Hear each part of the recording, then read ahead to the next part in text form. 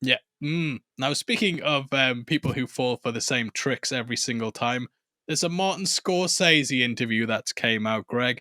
I did not read it, Paul. Greg, let's be honest, if you were a journalist and they were like, you've got 15 minutes with Martin Scorsese, mate, you can ask him whatever you want about films, movies, whatever you want. What you gonna ask? I would ask him, what's your opinion on comic book movies, Martin Scorsese? Help me get this article seen. I want to Yes. know. Martin Scorsese is my favorite director of all time. All time. Favorite director of all time. So I would have so many questions. I am so excited for Killers of the Flower Moon. I'm chomping at the bit to get good seats, man. It's really hard to get some good seats. And it's also the weekend the Taylor Swift concert's happening. I'm like, God damn it, this is really, there's going to be a lot to squeeze in. It's a lot to squeeze in. And all I saw were quote tweets about, because you sent me the article, and this article's thick. It's really dense. There's a lot in here. Didn't read it yet. But then I go on Twitter.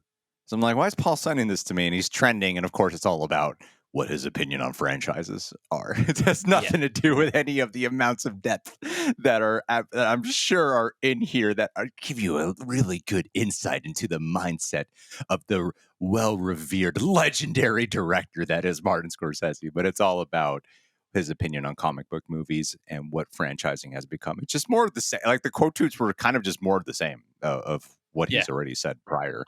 I think hell for Martin Scorsese is him putting years and years of his life into a film and then sitting down to talk about it. And the first question is, so what did you think about the Marvels, mate? Are you excited to see the Marvels?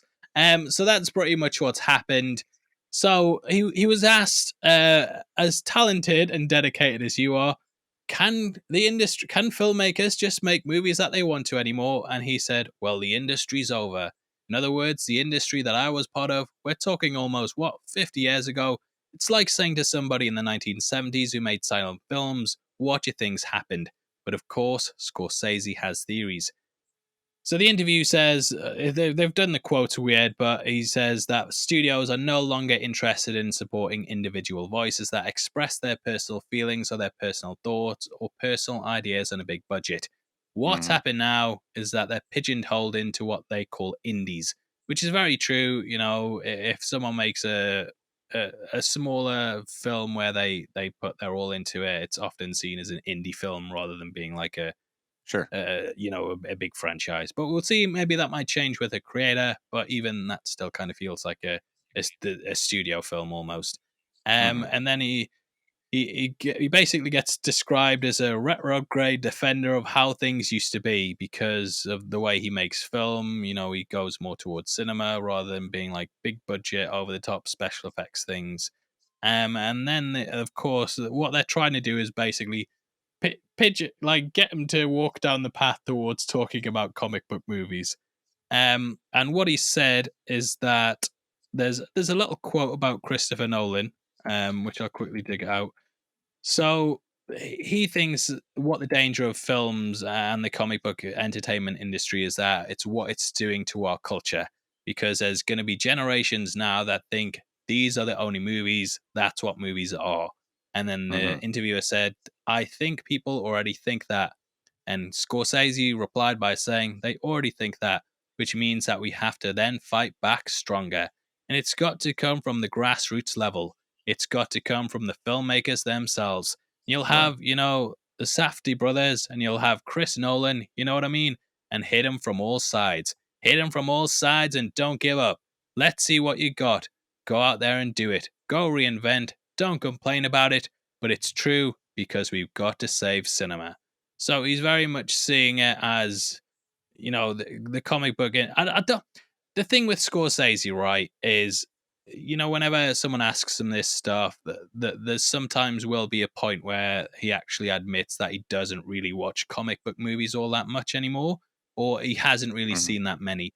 And I personally don't feel it's necessarily a comment on comic book movies. I think it's more just the fact, say instead of comic book movies, the film industry just kept making anime movies over and over and over again, and it like anime adaptations, and it got to a point where they were very clearly made by the numbers. They'd kind of lost their love, and they were just knocking them out because they thought they made money. I think Scorsese would be saying the same thing about them. It's the fact. It's more the fact that comic book movies in general have dominated the industry and almost pushed other things out that would normally get made. But studios are so focused on making these films that it because they there was a point where they made so much money back that's kind of died off a bit because I think people are getting a bit sick of how little they're sort of changing and doing different things. And I think Scorsese would be saying the same thing. But obviously, comic book movies have got a big fan base. They're very popular, and that's kind of why it gets steamrolled towards answering these questions. But personally, I feel what he's saying is that it's almost like a death of creativity. The fact that they're Yeah. constantly doing the same things over and over again, which I even feel watching them sometimes. But yeah, what do you Yeah. think, Greg? I mean, I think he's talking more about just franchise filmmaking in general. You know, you could apply a lot of what he's saying to something like Fast and Furious. They get these directors for the Fast and Furious franchises, and you know, they had James Wan direct one of the really good ones, Furious 7. They had F. Gary Gray on board. They get these directors, and I cannot see their distinct voice on them. Like they a lot of times they're just a hired hand.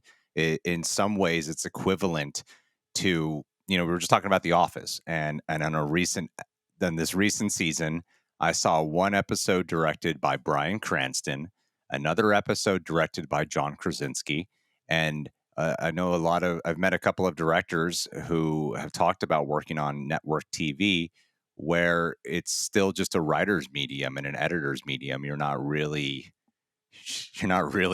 directing or providing something truly unique or new to the game. And this is what a lot of directors become. We're going to talk a little bit about Nia DaCosta and the Marvels later on, and I imagine we're going to bring up something that she talked about recently.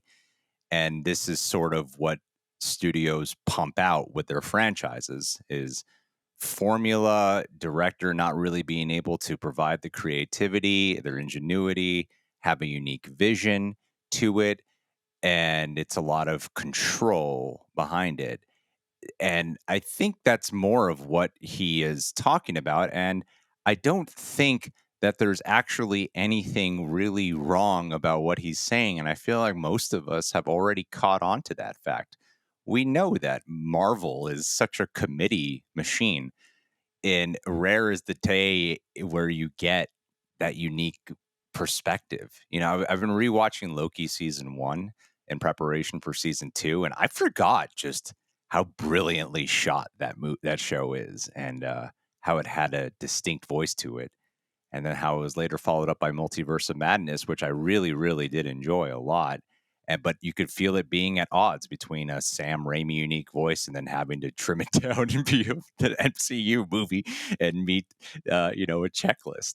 And I think Yeah, it's kind of franchises in general is what, because he even talks about it. You know, he says here that that doesn't mean that you don't have incredible directors and special effects people doing beautiful artwork. You know, and a lot of it is kind of I don't want to say disposable or necessarily forgettable. It's a lot of it just doesn't really stick with you. It's kind of weird how we get movies that cost like hundreds of millions of dollars. And most of the time when you stop watching it, you don't really think about it, you know? Like they don't really lead to most movies don't really lead to a reflective experience anymore. And it's kind of always been that way, I think, like a large quantity of them. But if we're talking about the truly big films, the big box office ones, a lot of times you don't really walk away thinking about it. And I think that's why I champion like what Barbie did, because that could have easily been such a there's one scenario of that movie that could have been the exact movie all of us thought it could have been, of a typical kind of comedy and riddled with just advertisement and whatnot. And at the end of the day, it still really feels like Greta Gerwig made the movie she wanted to make, which is the last thing I think most of us probably anticipated before watching that movie. Even if you like it or not, it's still clearly her distinct voice. And I think that's kind of what we need a little bit more of. Because doesn't he talk about? He talks about in this article at some point, if I'm not mistaken, which I thought was really interesting, of how he left Warner Brothers after The Departed because they wanted to franchise it out. And I thought from day one they wanted to do like the sequel with Mark Wahlberg's character. And I thought from day one that that was a strange choice. And I didn't realize he actually left Warner Brothers because of that, which is surprising because for the longest time, he had never, he's one of the biggest directors of all time, yet he didn't win an Oscar until that movie for directing. And I thought there would have been a sense of, oh, this is where I belong, and it's kind of crazy that both Yeah. Scorsese and Nolan have left Warner Brothers because of their way of handling stuff. Well, we kind of saw something with the discourse around the Joker 2 when that was announced. Like, I remember saying, "Look, I'm really excited to see a sequel to Joker," but there was lots of people who were like, "No, they're ruining it. They should have just left it at that one movie. Did really well, really critically acclaimed. Lots of people enjoyed it. Think it's one of the best comic book movies of all time." But I Mhm. was like, "Oh, I'd love to see more." And there was definitely a discourse around that though, where I could totally see things from other people's point of view, where they were Sure. saying they're franchising it. They're making it shallow. They're only doing a second one because the first one made money. They don't actually care about the Right. art or the story of it. And yeah, I can see exactly what he's saying. There was a recent example, Greg, Werewolf by Night. They've just announced that they're doing a color version of it, which is it's obviously because there are people out there who just won't watch black and white things, and the studio is just like, make it color. They bring those people in, which totally disregards the entire point of that of Werewolf by Night. It was meant to be a play on the B movies of the 50s, those horror films, and Yeah. playing that up in the Marvel universe. And it even had a bit at the end where it turned to color, and I'm just thinking Yeah. like, Storytelling you've choice. just yeah, what are you doing? Like, you don't understand why you made this in the first place, and Mhm. things like that really kind of just scream to me that the exactly what Scorsese's saying, and I agree with him.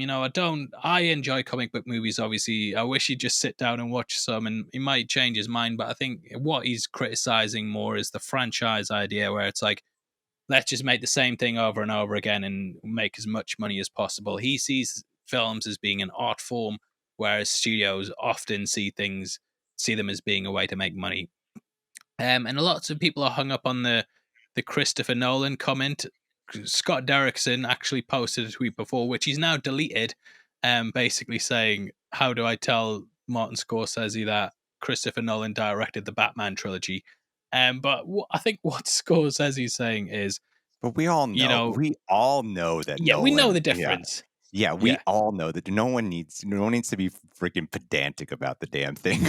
We know there's a difference with that, you know?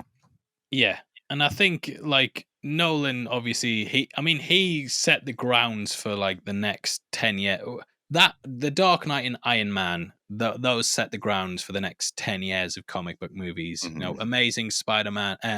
Yeah, Amazing Spider-Man was the perfect example of something that was just like, they've made this darker because it's a bit more like Nolan's stuff. And yeah, I do feel like it's almost a waste of an interview, but obviously, these sites want clicks and they want people to get outraged about it and be like, "What's this old man talking about?" And it's like, well, he's one of the greatest filmmakers of all time. You might not agree with him, but you should respect his opinion. And we saw something similar with James Gunn recently, where he also did the same thing, talked crap about movies, but he's a filmmaker. Has his own points of view. I think Martin Scorsese is like an amazing filmmaker, and he doesn't just make gangster movies. Like he has such he does have a wider genre than people realize, and I don't think I know Rotten Tomatoes is not the end all be all, but I'm not sure if he has a single rotten movie. I could be wrong about Yeah, that, but yeah, I Cape don't know. I Fear, think maybe. which one? I'm gonna quick Cape Fear. I'm gonna quickly Google that. That would be my Cape guess. If it Fear. I love Cape Fear. That is such a good movie. You don't no, like the Cape Fear? original. Oh, original, so much better. So much better. I've seen Seventy-five I like the percent. original too, but I love what Martin Scorsese did with the reboot, with his Yeah. version. I thought he really made it his own. I really love that one. he even kept the score the same. What you talking about? Made his own. Oh, dude, But 75% critics, 77% audience score. I I thought De was Niro wrong was again. so scary in that one too. He Oh was yeah, De Niro terrifying. was great. Yeah, Yeah, I like Nick Nolte's performance. I just But love the original so much that it's like, please don't remake it. Please don't sure. remake it. But yeah, moving on.